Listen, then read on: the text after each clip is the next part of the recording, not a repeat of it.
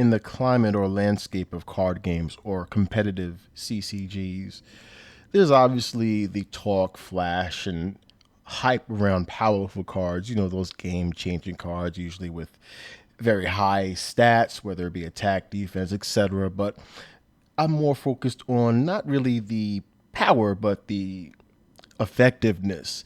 I'm thinking about cards that really disrupt the state of the game for your opponent. And not just in regard to my particular type of games, but just overall. You know, think about cards such as Yatagarasu with the ability to stop your opponent from drawing in your next draw phase and essentially limiting or eliminating access to the most important resource they have, which is their deck. Black Luster Soldier, Envoy of the Beginning. Now, this card is powerful, however, his effect or built in effect is also disruptive with regard to the state of the game. Once per turn, this card can simply remove an opponent's monster from play, regardless whether it's face up or face down, and that's just a once per turn auto effect.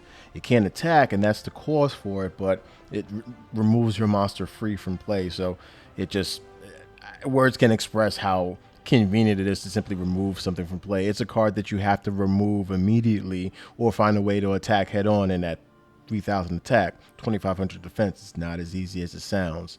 So yes, that's also a card that I would put in that category.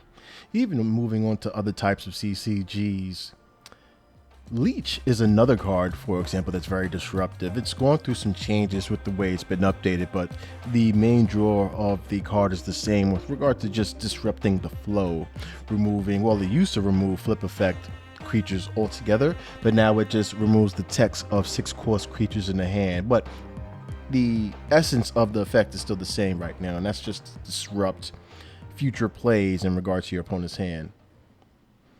Wrath of Sithis is a card that I believe is very underutilized. It's not seen in a regard to a lot of competitive play, and that's really for me due to the high cost. The game is more tailored towards aggressive, faster play. So this is a card that at 6 costs, 5 attack, 6 defense, it's not the most powerful stat line, but when summoned, it makes all of your opponent's cards cost 1 more for next turn. This is, in my opinion, very shattering with regard to an immediate disruption of your opponent's next turn. Having all your opponent's cards cost 1 more than they usually do is a complete negation of whatever strategy that they had, unless they have 16 or more Magicka.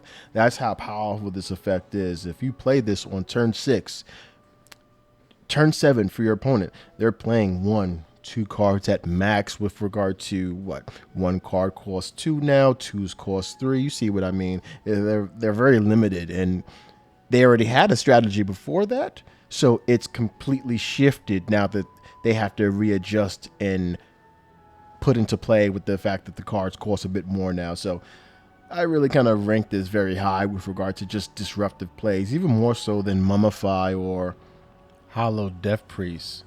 Please note though, I'm not trying to tailor this video as if this is a high ranking disruptive card. No, this card is nowhere near disruptive regarding Yatagarasu. I mean, think about Marvel Snap. There's a smaller equivalent of that card in Black Widow, where her reveal effect gives you a -1 that while in the hand, you're not able to draw cards.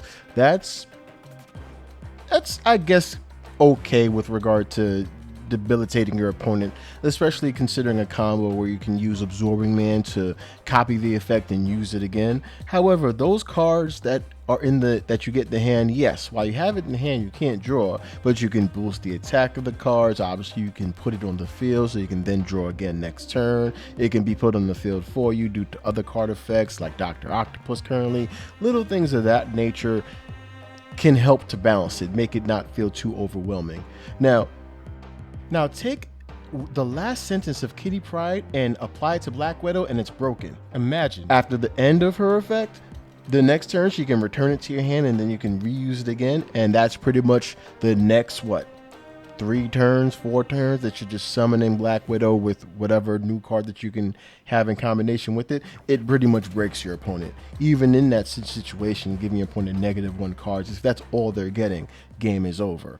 So that is why I also don't want to make a comparative video to Yata. Yata is king. He has been banned for over 20 years in Yu-Gi-Oh! And for a very good reason. To have your opponent completely skip the draw phase nukes their ability to do anything. Rightfully so. RIP, stay dead, Yata. Moving on though, back to Wrath of Sithis. This card I've been enjoying with regard to just the current meta play. Obviously, I've played a lot of aggro decks and some mid-control, but this card just usually manages to surprise opponents every now and then when I do get the opportunity to play it. Again, at 6 costs, it's not the easiest card to summon, but very worth the effect if you do summon it.